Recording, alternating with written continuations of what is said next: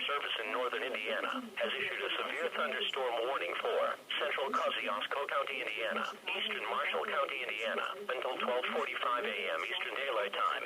At 12:04 a.m. Eastern Daylight Time, a severe thunderstorm was located 5 miles west of Bourbon and moving east at 35 miles per hour. Hazard, quarter-size hail and 60 miles per hour wind gusts. Source, radar indicated. Impact, hail damage to vehicles is expected. Expect wind damage to roofs, siding and trees. The severe thunderstorm will be near Bourbon around 12:15 a.m. Eastern Daylight Time. Warsaw and Winona Lake around 12:40 a.m. Eastern Daylight Time. Other locations in the warning include Etna Green, Hoffman Lake, Atwood, Hastings, Gwinnett, Monachet, and Leesburg. For your protection, move to an interior room on the lowest floor of a building.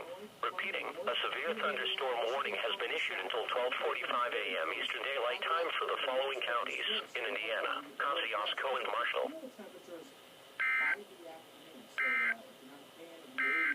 You'll like tomorrow. We'll still be in the upper 70s, but the humidity values will start to... This is NOAA weather.